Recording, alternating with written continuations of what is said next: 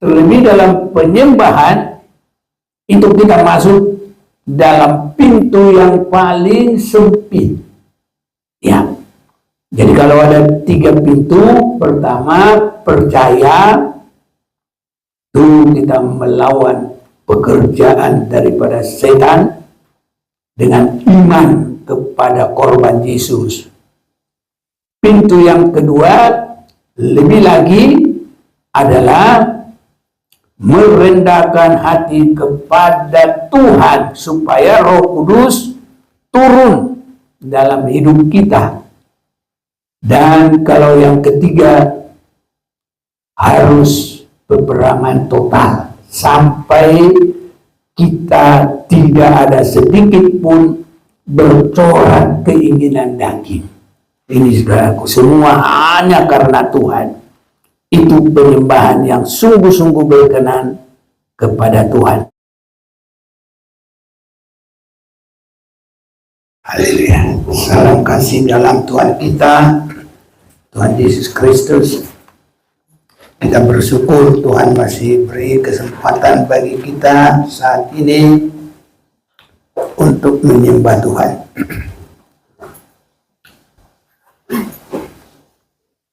Di dalam kita menyembah Tuhan senantiasa ada 3 hal yang kita perangi supaya bisa di dalam penyembahan yang benar, dan dalam arti supaya kita bisa menerobos pintu yang sempit, yang disebut juga sesat, pintu yang kecil, bukan yang lebar. Jadi kita harus ada di dalam 3 macam peperangan. Yang pertama, kita memerangi semua godaan dan hambatan dari iblis. Ya, bisa juga kita sebut setan ataupun iblis. Dan kalau akhir zaman dia sudah menggalang, menyatukan semua kekuatannya, maka dia iblis yang akhir, antikris. Jadi kita terus diperhadapkan dengan peperangan dengan itu, karena dia belum dikalahkan, belum diikat, dan belum masuk dalam api yang turun dari langit yang membakar dia selama-lamanya. Yang kedua, kita juga selalu harus berperang memerangi tarikan-tarikan dunia, segala macam kesenangan dunia. Orang yang tidak benar-benar mengasihi Tuhan, mereka terikat di situ. Itu sebabnya sebelum Yesus memulai pelayanan, iblis menggoda Yesus dengan membawa ke atas bukit yang tinggi. Dia berkata, kalau kau mau menyembah saya, semua ini, dunia ini akan kuberikan kepadamu. Jadi godaan itu selalu juga ada. Dia menjadi tantangan dalam kerohanian kita untuk sampai tidak bercacat celah. Kalau hanya kerohanian biasa-biasa, mereka tidak akan memperhatikan itu. Tapi kalau kita untuk kedewasaan rohani, sampai tidak bercacat celah, siap bagi hari kedatangan Tuhan, kita tidak bisa mengabaikan pergumulan ini. Harus benar-benar Sebagaimana Yesus berkemenangan, bahwa Yesus menolak semua itu dan harus hanya menyembah Tuhan. Jadi saudara-saudaraku, ada hubungannya dengan menyembah Tuhan. Bisa kita akan baca dulu itu, saudaraku, tarikan dunia ini juga ada hubungannya dengan menyembah Tuhan. Pasal yang keempat, Injil Matius ayat 8, dan iblis membawanya pula. Itu artinya, dan iblis membawa Yesus ke atas gunung yang sangat tinggi dan memperlihatkan kepadanya semua kerajaan dunia dengan kemegahannya, dan berkata kepada Yesus, semua ini akan kuberikan kepadamu jika engkau sujud menyembah aku. Maka berkatalah Yesus kepadanya, enyahlah iblis, sebab ada tertulis, engkau harus menyembah Tuhan Allahmu dan hanya kepada Dia sajalah engkau berbakti. Jadi saudara-saudaraku, di dalam menyembah Tuhan, kita juga selalu ditawari dengan tarikan-tarikan dunia. Itu sebabnya biarpun orang kelihatannya di dalam kegiatan rohani sebab berdoa, tapi sasarannya perkara dunia saja. Nah, ini termasuk dalam penguasaan dari iblis. Apakah kita tidak butuh apa-apa? Pasti butuh. Cuma cara dapatnya, cari dahulu kerajaan surga dengan kebenarannya, maka semuanya, justru lebih banyak, saudaraku, semuanya akan ditambahkan kepadamu. Jadi itu artinya ditambahkan, saudara-saudaraku, itu lebih gampang lagi. Karena itu ada sebagai tambahan itu bukan inti, bukan yang terutama. Bonus, saudara-saudaraku.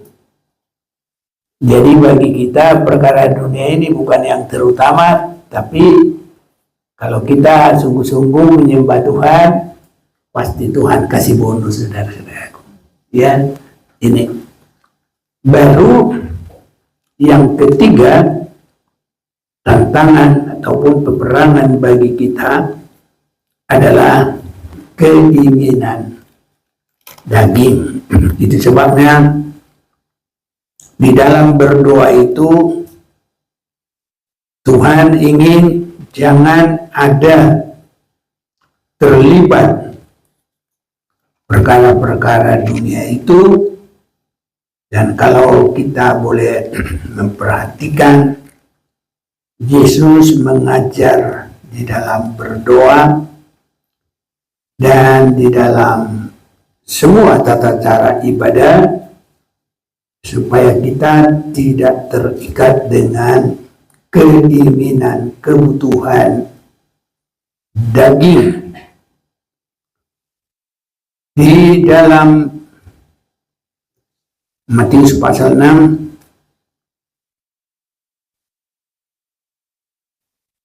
ingatlah, jangan kamu melakukan kewajiban agamamu di depan orang supaya dilihat mereka.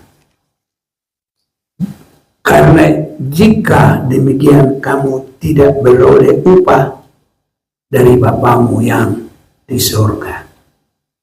Jadi ibadah sia-sia, bahkan melebihi dari ibadah sia-sia, bisa juga ibadah menambah dosa.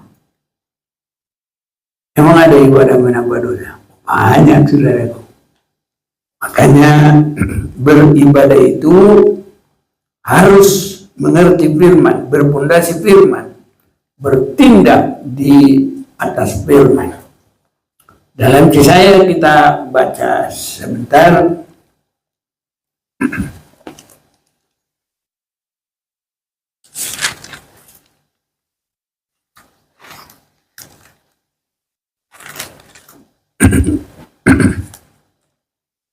Kita akan membaca dalam Yesaya pasal yang ke-30.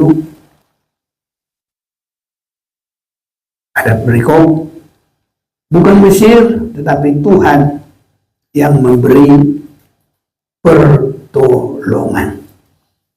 Celakalah anak-anak pemberontak, demikianlah firman Tuhan, yang melaksanakan suatu rancangan yang bukan daripadaku. Nah, jadi ini artinya tanpa berdasarkan firman. Itu sebabnya kita harus semua ibadah kita berdasar firman. Mulai dari kita masuk di rumah Tuhan, itu harus juga dengan penuh kerinduan. Selanjutnya, saudara-saudaraku, dikatakan yang memasuki suatu persekutuan yang bukan oleh dorongan rohku. Jadi kalau bukan dorongan roh Tuhan, itu dorongan kemauan daging manusia. Ini saudara-saudaraku, sehingga dosa mereka bertambah-tambah. Nah ini, jadi memasuki persekutuan, ya, yang kita sering katakan juga adalah ibadah, justru malah menambah dosa. Jadi itu sebabnya saudaraku, kalau kita datang di rumah Tuhan, mulai dari awal sudah harus ada kerinduan. Ini yang pertama. Dan mempersiapkan diri dengan semua bagaikan kita. Tidak ada lagi penghalang kepada Tuhan untuk Tuhan membersihkan kita. Bagaikan kita dimandikan oleh firman Tuhan. Begitu di dalam kitab Efesus pasal yang ke-5. Dan itulah pekerjaan pembentukan gereja yang sempurna untuk menjadi mempelai Tuhan. Jadi harus sampai terbuka dan terang. Kita ada kerinduan untuk terus dikuduskan oleh firman Tuhan. Tidak ada yang menghalangi lagi. Ini saudara-saudaraku, ibadah-ibadah yang benar. Jadi ibadah yang benar itu kita tidak digoda oleh iblis, kita tidak tertarik dengan perkara dunia lagi, kita justru masuk di dalam mematikan keinginan daging. Jadi kita memperhatikan saudara-saudaraku dalam Matius pasal yang ke-6 ini, apabila kita berdoa, ayat yang ke-5 pasal yang ke-6, apabila kamu berdoa, janganlah berdoa seperti orang munafik. Mereka suka mengucapkan doanya dengan berdiri dalam rumah-rumah ibadah. Ini saudaraku, dengan ada hati yang rasa pamer. dan pada tikungan-tikungan jalan raya. Jadi ibadah itu bukan untuk dipertontonkan, bukan untuk pameran. Ini disengaja mereka di tempat tikungan-tikungan jalan raya supaya mereka dilihat orang. Nah ini saudaraku, jadi akunya itu timbul, keinginan manusianya itu timbul. Padahal terlebih dalam penyembahan itu kita masuk dalam pintu yang paling sempit. Ya, jadi kalau ada 3 pintu, pertama percaya, itu kita melawan pekerjaan daripada setan dengan iman kepada korban Yesus. Pintu yang kedua lebih lagi adalah merendahkan hati kepada Tuhan supaya Roh Kudus turun dalam hidup kita. Dan kalau yang ketiga harus peperangan total sampai kita tidak ada sedikit pun bercorak keinginan daging. Ini saudaraku, semua hanya karena Tuhan.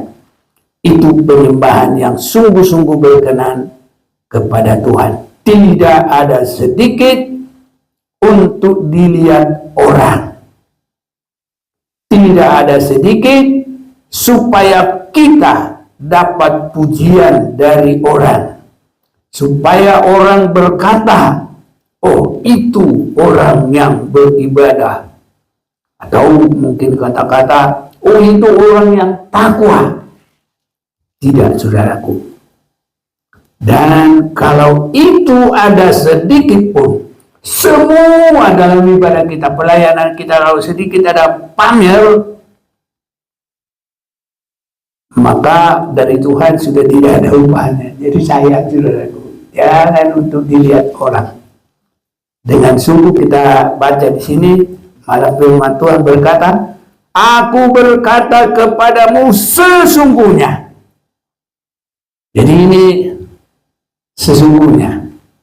Jadi kalau tadi berbahasa Inggris istilahnya ini biasanya, jadi ini sudah apa nih, better ya, apa tertinggi ya, ini best, better, apa ya, pokoknya itulah yang tertinggi sudah. Ini sudah. Jadi kata mengatakan sesungguhnya itu, ini kata-kata tertinggi. Mereka sudah mendapat upahnya. Jadi tidak ada lagi nanti untuk di kerajaan 1000 tahun. Semua sudah habis di sini saja, lenyap.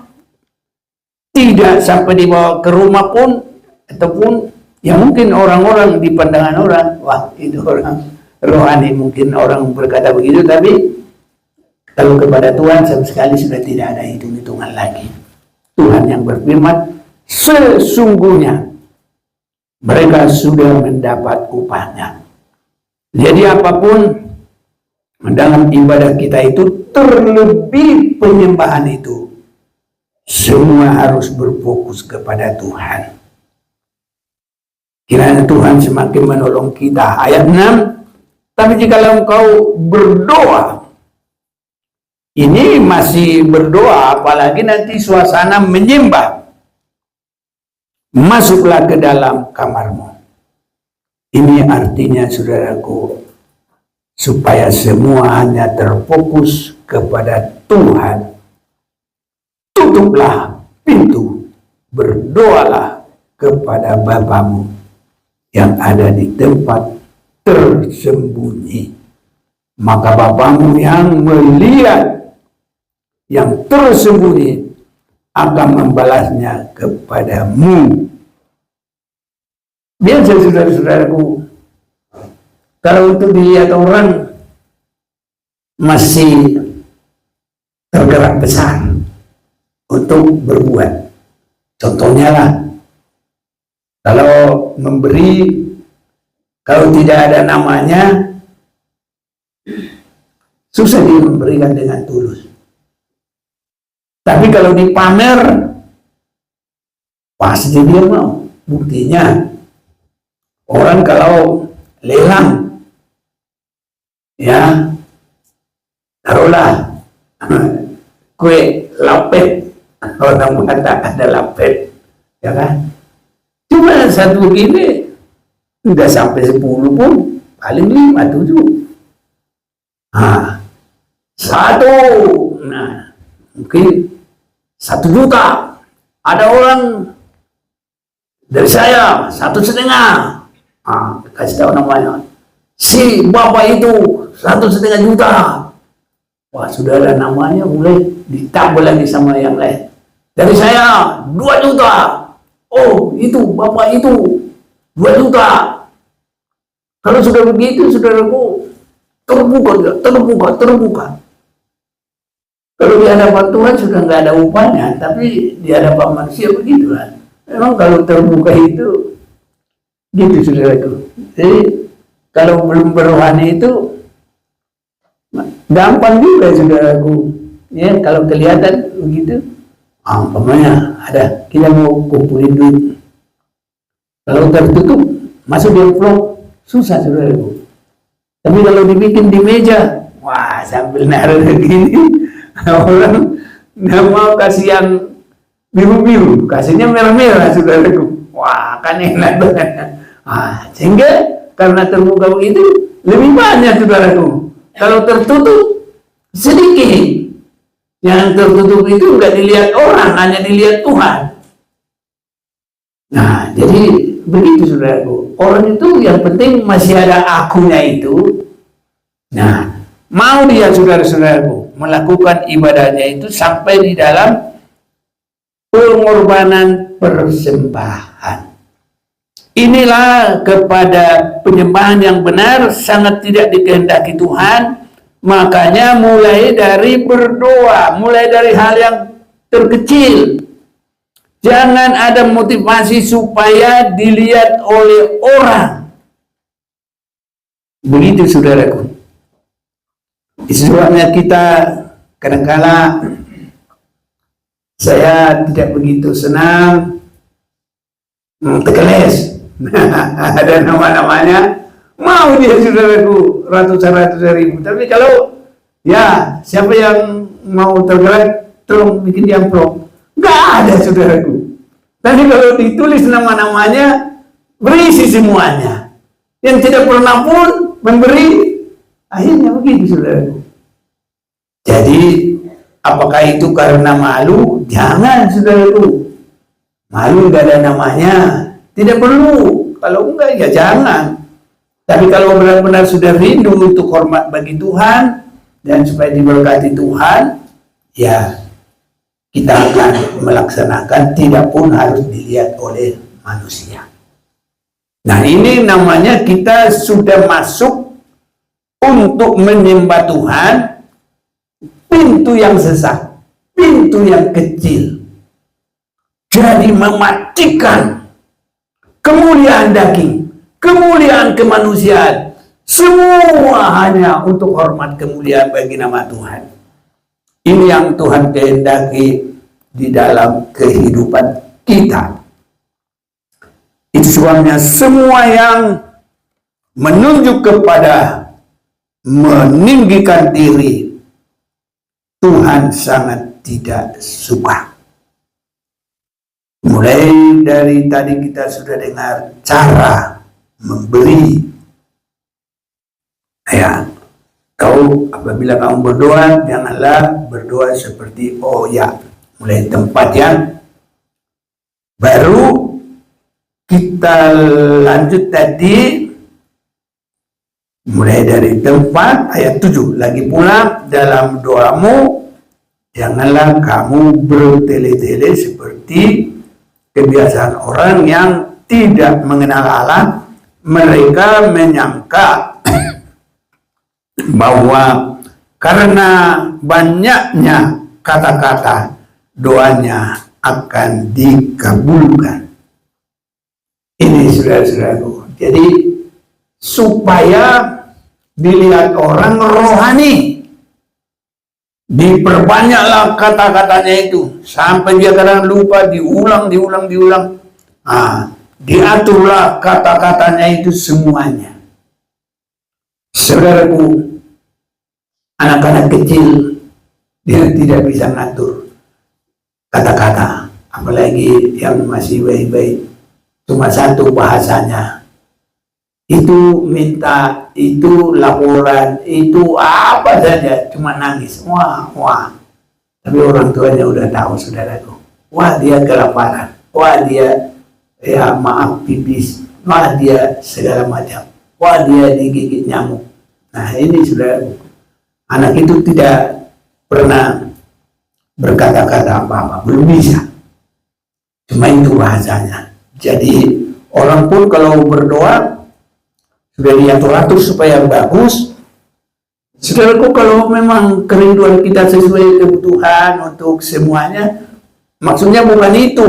Tapi ada orang memang supaya orang lihat dia berrohani, ada.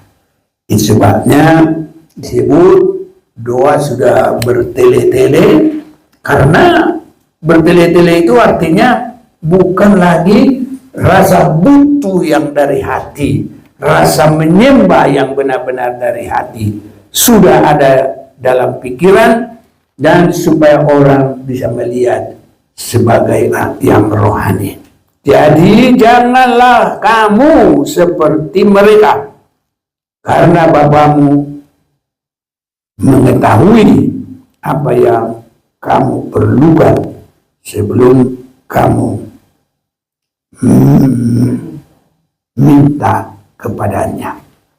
Karena itu berdoalah demikian: Bapa kami yang di surga, dimuliakanlah namamu, datanglah kerajaanmu, jadilah kehendakmu di bumi seperti di surga. Berikanlah kami pada hari ini makanan kami yang secukupnya, dan ampunilah kami akan kesalahan kami seperti kami mengampuni orang yang bersalah kepada kami. Ini saudara-saudaraku adalah sebagai kerangka doa itu. Kalaupun orang hanya menghafal ini, tapi lama-lama juga orang, karena ini sebagai hafalan, dia sudah biasa mengucapkan, kadang-kadang bukan lagi dari hatinya. Kadang-kadang bisa begitu, Pak. Bahayanya begitu, saudara. Jadi berdoanya bukan sungguh-sungguh lagi dari dalam. Tapi kalau ini kerangka, bisa umpamanya hanya kita sudah tahu, contohnya, dan ampunilah kami akan kesalahan kami seperti kami juga mengampuni orang yang bersalah kepada kami. Kita tidak harus berkata demikian, tapi kita sudah mengerti Tuhan mengampuni kita kalau kita mengampuni orang lain juga. Dan kalaupun kita sebutkan ini berkali-kali, tapi kita tidak mengampuni orang lain, ya begitu saudaraku. Itu sebabnya kalau mau keberkatan sungguh-sungguh, cepat-cepat mengampuni orang lain lah, biar kita juga diberkati oleh Tuhan. Amen. Ini saudara-saudaraku yang kekasih, karena pengampunan yang kita lakukan, dia itulah ukuran Tuhan mengampuni kita. Ini saudara-saudaraku, itu sebabnya kita kalau sudah pun mengerti kerangka itu, tidak harus itu yang kita ucap-ucapkan begitu saja, tetapi kita sudah mengerti bagaimana Tuhan memberkati kita, sejauh mana Tuhan memberkati kita. Malah saudaraku, kalau kita cepat-cepat datang, bahkan sebelum ibadah sekalipun, ada perdamaian. Ibadah kita itu luar biasa, ibadah yang ada urapan. Bukan urakan, saudaraku. Kalau ada urapan, indah sekali ibadah kita. Ya, dari situ kita nanti melayani, dari situ kita beribadah, dari situ semua kita memuji Tuhan.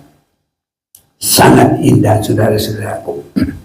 Jadi kita sudah memperhatikan, karena jikalau kamu mengampuni kesalahan orang, Bapamu yang di sorga akan mengampuni kamu juga. Jadi kalaupun tidak persis seperti ini kita sebutkan, ya bisa juga ada, saudaraku, biar benar-benar habis dalam hati kita, ya. Tuhan, saya ampuni dia sudah bikin sakit hatiku. Bisa begitu, saudaraku, tidak harus seperti ini terus, ya. Dan itu benar-benar tuntas. Dan kalau saya sudah ampuni dia, udah, saya tidak mau susah lagi dengan itu, selesailah, damailah hatiku. Bisa begitu, saudaraku, ya. Jadi tidak harus ini. Ini adalah kerangka dari kehendak Tuhan. Doa itu, kalau di tempat lain, ini benar-benar tidak boleh salah sedikit pun, harus pas. Itu saudaraku. Tapi kalau kita sudah tahu ini, prakteknya itu yang kita laksanakan. Dan tidak ada artinya persis pun dilakukan seperti ini, doa yang tertulis ini. Tapi kalau prakteknya dia tidak ada, sama saja, saudaraku. Ibadah tidak membawa berkat, tidak membawa pengampunan, justru bisa juga tambah dosa, saudara-saudaraku. Ya, jadi kita sudah melihat, kiranya Tuhan tolong kita.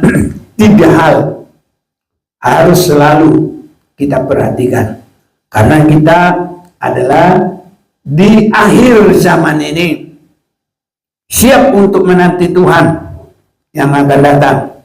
Maka 3 peperangan ini, supaya kita bisa masuk melalui pintu yang sempit itu. Iblis senantiasa menggoda kita biar tidak muat masuk dalam pintu itu, biar kita tersingkir. Dan kalau kita tidak masuk di ruang Maha Kudus itu, nanti kita walaupun sudah di ruangan kudus, diserang lagi sama dia. Itu sebabnya orang yang jatuh itu adalah orang yang memiliki kesaksian Yesus dan yang menuruti hukum-hukum Allah. Di mana, saudaraku, mereka tertinggal, padahal disebut memiliki kesaksian Yesus dan sudah menuruti hukum-hukum Allah. Nah, menuruti hukum-hukum Allah tidak sampai habis kedagingannya, ya. Jadi tetap nyangkut di pintu yang sempit itu, saudaraku. Itu sebabnya biar Tuhan tolong kita di dalam kita masuk dalam pintu yang sempit, dalam kita memiliki kesaksian Yesus, dalam kita mendengarkan firman Tuhan, keinginan daging itu harus sampai tuntas, saudara-saudaraku. Inilah pergumulan, inilah perjalanan kita. Terus kita pergumulkan sampai kita semua benar-benar menang. Sebelum Tuhan Yesus datang, kita semua sudah harus menang. Kita masuk melalui pintu yang sempit. Di ruang Maha Kudus itu, di situ iblis tidak bisa lagi berbuat apa-apa. Dia hanya bisa masuk di tempat kudus. Kita sudah sering membaca dalam Wahyu pasal 13. Tapi dalam kaitannya boleh kita baca sebentar, biar kita masuk menyembah Tuhan. Wahyu pasal 13, biar kita sudah sering baca, kita juga akan baca sebentar. Ayat yang kelima saya bacakan begini. Dan kepada binatang itu diberikan mulut. Nah, ini diberikan, saudaraku. Jadi Tuhan biarkan. Dan ini menunjuk juga ukuran yang harus kita tempuh. harus sampai masuk di ruang Maha Kudus yang penuh kesombongan, dan hujat kepadanya diberikan juga kuasa untuk melakukannya 42 bulan lamanya. Nah, jadi ini areanya dia inilah. Lalu ia membuka mulutnya untuk menghujat Allah, menghujat namanya dan kemah kediamannya. Ini kemah kediamannya sampai di ruang kudus saja. Makanya kita harus melalui pintu yang sempit. Dan pintu yang sempit itu tidak mungkin dilalui iblis, karena iblis tidak akan bertobat. Gak ada kekudusan. Dia dari dahulu sudah jahat, dan kepadanya tidak ada darah penebusan selamanya. Jadi disitulah dia terhambat. Kalau ke ruang kudus itu dia masih bisa, karena dia kalau sekarang ini alumni sudah, dia alumni surga dia. Iya, jadi dia dari tempat yang maha kudus juga, saudaraku. Tapi setelah dia jatuh, tidak boleh lagi ke maha kudus, paling bisa mengejar karena ukuran yang dia masih bisa diperkenankan. Lalu ia membuka mulutnya untuk menghujat Allah, kediamannya, dan semua namanya, kediamannya, menghujat namanya dan kemah kediamannya, dan semua mereka yang diam di sorga. Nah, menghujat. Jadi saudara-saudaraku, inilah mulut ini ya. Sudah jauh sekali, tapi masih bisa saudaraku melontarkan hujatan. Dan ia diperkenankan untuk berperang melawan orang kudus dan untuk mengalahkan mereka. Dan kepadanya diberikan kuasa atas setiap suku dan umat dan bahasa dan bangsa. Ini saudara-saudaraku, lebih nyata keterangannya ayat 17 pasal 12. Maka marahlah naga itu kepada perempuan itu, lalu pergi memerangi keturunannya yang lain yang menuruti hukum-hukum Allah. Nah, ini menuruti hukum-hukum Allah dan memiliki kesaksian Yesus. Sebabnya kita memasuki pintu yang kecil penyembahan itu, harus kita memerangi iblis, memerangi tarikan dunia dan keinginan daging.